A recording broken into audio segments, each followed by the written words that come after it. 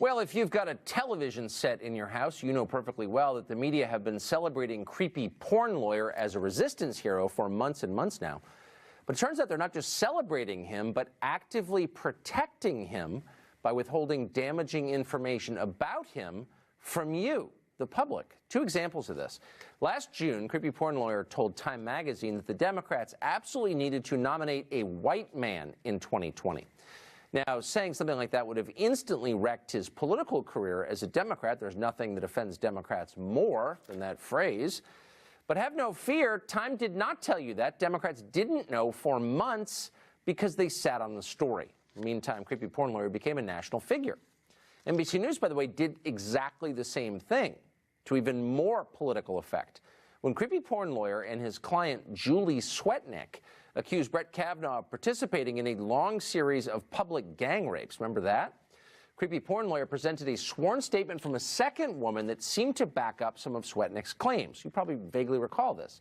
Well, 2 days after he released that sworn statement, the woman recanted the story to NBC News reporters. She said that CPL had, quote, twisted her words. In other words, NBC News had credible information that dramatically undermined accusations against Brett Kavanaugh.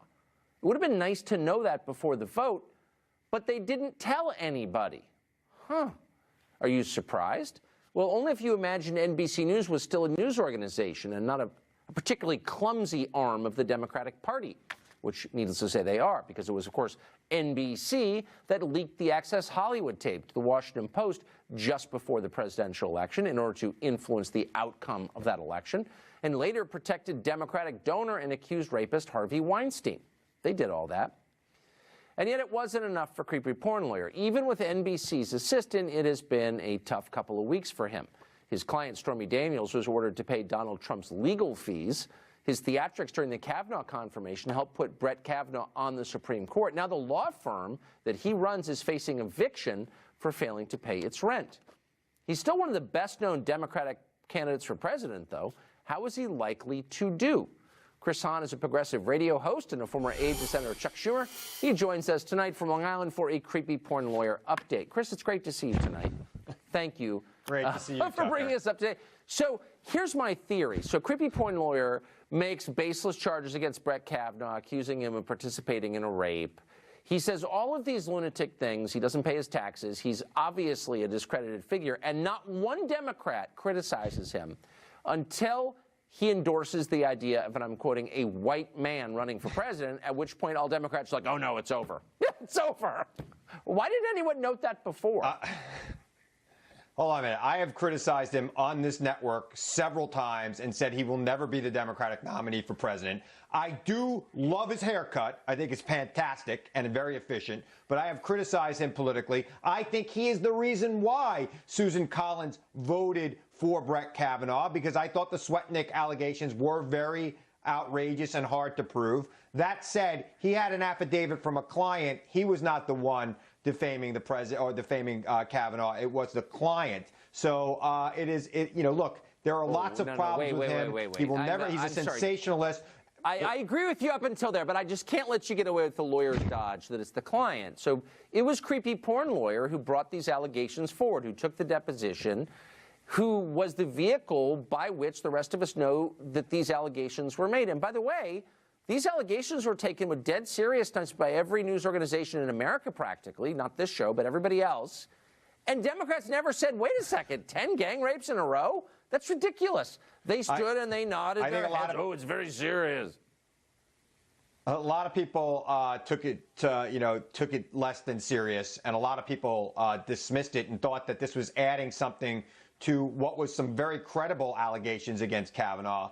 And look, we call him creepy porn lawyer because he represented a porn star. He represented myself. He represented a porn star who we know was paid money not to discuss her affair with the president of the United States. So that's why we know him as a porn star. Can I just ask a question? She took money for a voluntary sexual relationship in exchange for not talking about it. We used to call that extortion. Yes, the mafia specialized in it. But now we're totally cool with it, and we're blaming the guy who had to pay the extortion money. How does that work exactly? Are we for that now? We actually don't know exactly how that money was proposed. In fact, it could have been proposed by the person who wanted to cover it up, not necessarily the porn star who wanted to tell her story. We never got to the bottom of that. And the president's lawyers did settle the matter, so I think they were happy with the arrangement. Oh, so they didn't want to talk about it, therefore they must be guilty. But just for the record, I want to get this on tape. You're totally cool if people have a consensual sexual relationship and one of them gets money not to talk about it. That's okay with you? I'm not. If that person breaks the agreement and talks about it anyway, it's the fault of the guy who paid her off not to talk about it? Like, what world is this? I am not in favor of extortion. I was just pointing out, you're calling him a porn lawyer.